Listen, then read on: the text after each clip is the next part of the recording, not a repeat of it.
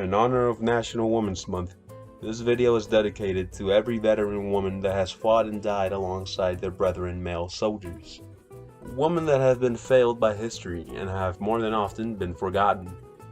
This is a channel dedicated to history's most interesting and able figures and the stories surrounding them after all.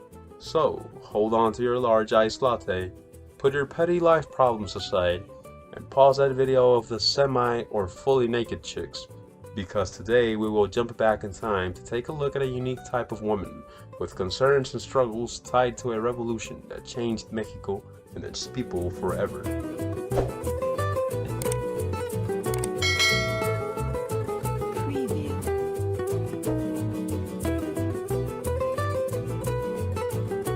In the countryside, hundreds and thousands of peasant girls and women rush out after their brothers, husbands, fathers, sons, uncles, cousins, and friends to follow them to war.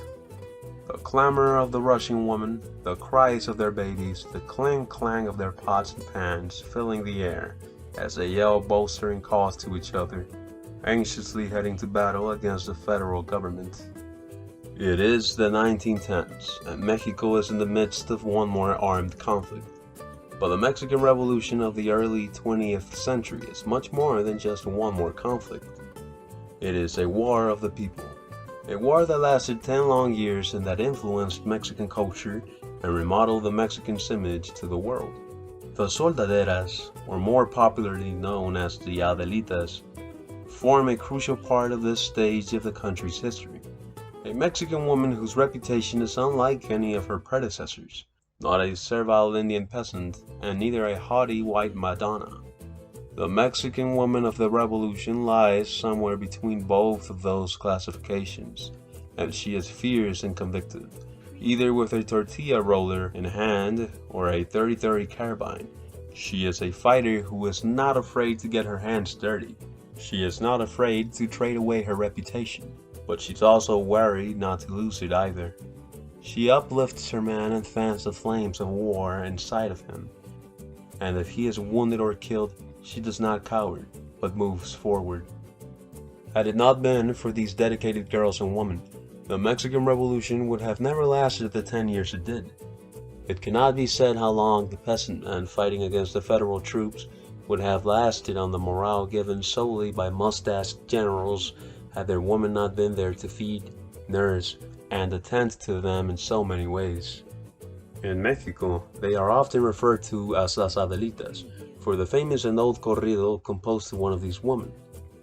Mexican consensus depicts them as willing chore doers, happy prostitutes, and angry combatants, but mostly as the first two descriptions. The truth is that not all of the soldaderas joined the revolutionary cause out of their own will. Many of them were kidnapped and forced to serve a single man or a whole company of them, and it wasn't only the rebels that had them. The federal troops made much use of them as well, their faces set in scolding, as if reproaching something unmentioned to the photographers that made them pose for those pictures in which they are shown.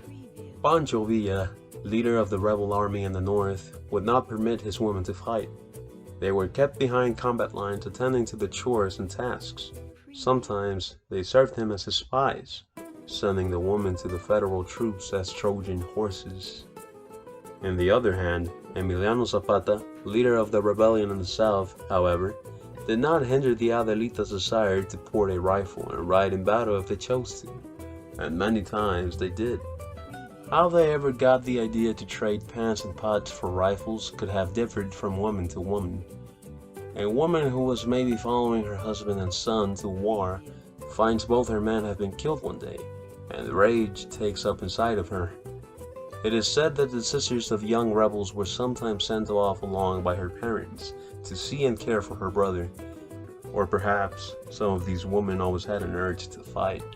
So when the men of the ranches and villages began to ride out in bandoliers, it came quite natural for them to go along. If the rebel men who fought felt the need to right all of their lives' injustices, the Mexican rebel woman felt it even more so. Among these women there was Petra Herrera, who had changed her name to Pedro and disguised herself as a man. She rised through the ranks as captain and eventually colonel in the army of Carranza, only being discovered by the time of her promotion. Instead of being reprimanded, Herrera was awarded her own regiment composed of all women. It is said her temper, skills, and fearlessness won her the respect of men. Maria Quinteras de Meras, or Coronela Meras, was another fierce woman with her own regiment of women who refused to be paid by Pancho Villa, who admired her effort, and who, according to a news clipping from El Paso Morning Times of May the 7th, 1914, some of her followers had come to believe she was endowed with some supernatural power. Another woman of some serious cojones was Elisa Grimson Zambrano, a 28-year-old woman who gathered a bunch of women and children to confront Major Tompkins soldiers on the outskirts of Parral, Chihuahua, who formed part of General Pershing's punitive expedition to capture Pancho Villa, and who had occupied the town. Since the men of the town did not want to put up a resistance nor fight the U.S. troops, Elisa and her battalion of women and children chased the U.S. soldiers off with rifles and sticks, all the while yelling, "Viva Mexico!" Men respected and even feared these temperamental women that fought and behaved like men. But not every soldadera or Adelita was a badass warrior. Most were simply brave enough to leave the cooking and nursing for a short while to help their men in combat. One veteran of the conflict, Jose Lopez Estrada, mentions them in a testimony. Brave women, those ones in the north. Truly, I esteemed that type of woman very much. She was brave as only she knew how. At the time of the war, they fought evenly. Ooh, they didn't kill, but they fought. They learned the rhythm of battle and would go through the ammunition and reload our 30-30s as we fought so we could keep firing. But they did die. They died a lot. Everywhere in the battlefields. There were many of them dead. After the end of the war in 1920, the soldaderas that had not fallen returned home to be housemaids. Their war efforts were then quickly forgotten. Most of these female veterans would never receive a pension from the government, dying old and destitute. To top it off, the Mexican film industry of the 1930s, 40s, and 50s, which was very successful, portrayed the soldadera as a very feminine and beautiful woman who didn't so much as fight but rather busied herself by drinking, singing, making love, and passionately swearing her loyalty to the man she loved, all the while a bottle of mezcal or tequila in her hand.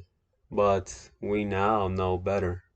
If books and movies serve to keep the history of the Revolutionary Man, the black and white pictures that remain from such foreign events have done the same for these brave women of character, whose stories have been swept under the efforts of those of the man.